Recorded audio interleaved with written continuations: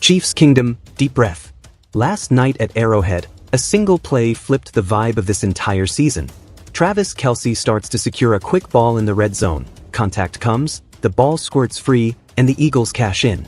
Patrick Mahomes owned it afterward, saying the timing and placement were on him, but the result is the same. Chiefs 17, Eagles 20, and Kansas City opens 0-2 for the first time since 2014. Quick channel note, if you love straight talk for Chiefs fans, help us push to 5,000 subs. That's our next milestone. Smash that button and join the daily grind with Kansas City Chiefs today. But here's the twist, this isn't panic, this is a checkpoint.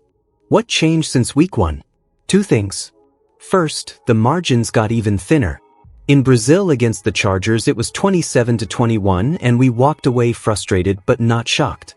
Now, it's another one-score loss, and the common thread is situational execution, 1 or 2 high-leverage snaps deciding everything. Kelce finished with 4 for 61, but the one target that will live on is the one that turned into an Eagles takeaway.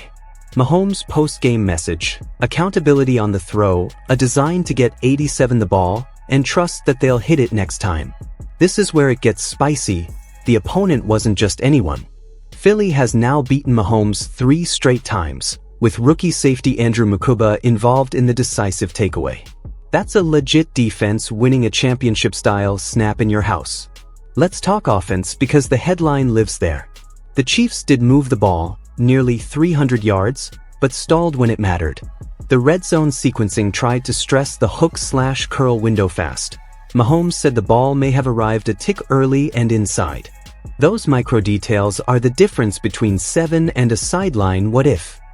It's not about, can Kelce still be that guy? Andy Reid said all offseason he is, and you saw why they still scheme him high in progressions.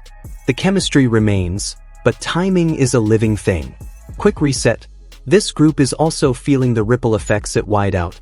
You're asking Hollywood, the rookies, and the backs to be mistake erasers right now. Until that gel hits, opponents will squeeze Kelce's landmarks and dare the ball elsewhere. So what's the one adjustment I'd stamp for week 3? Return to tempo and tilt. Use faster pace plus condensed splits to manufacture free leverage for 87 without making it obvious. Think, shift to stack, inside release, shallow sit with a trailing choice. Pair it with Pacheco orbit motion to hold the hook defender, and tag a backside glance for Hollywood if the safety rotates down. This doesn't reinvent the wheel, it just moves the conflict defender one step and buys Kelce clean eyes before contact. Player Spotlight X Factor, Isaiah Pacheco. When KC is at its best, his downhill tone sets up 2nd and 5 and keeps you out of those sticky 3rd and longs where everyone in the stadium knows it's Kelce time. One violent run early changes how the Eagles, or next week, the Giants, trigger their safeties. But here's the kicker.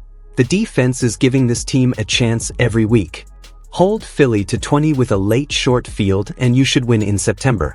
Spags Group has earned the margin for error. The offense has to cash it in. Big picture?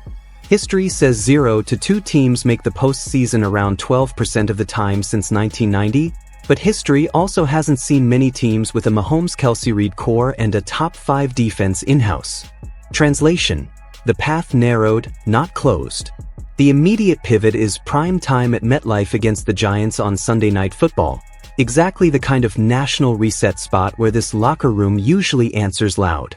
Quick reset, win in New York, and you're 1-2 with a mini bye-week feel before the schedule opens a bit. Lose, and the margin for playoff seeding shrinks fast. Alright, Chiefs Kingdom, your team leader took the heat, your T1 wore the moment, and the defense traveled. This week is about detail, tempo, and finishing. We'll be live for scoreboard updates on SNF, and if you want more breakdowns like this every game week, help us push to 5,000 subs, hit subscribe, drop a like, and share this with that friend who texts you, it's over, after one bad drive. Fan questions for the comments. Should KC lean more into 12 personnel to free Kelce, or keep 3 WR looks to force the box lighter? Which WR do you trust most on 3rd down right now, and why? What's the one red zone concept you want spammed at the goal line in week 3? I'll pin the best answers and we'll feature a few on our SNF live show. Keep the faith, Chiefs Kingdom. We're not done, just getting refocused.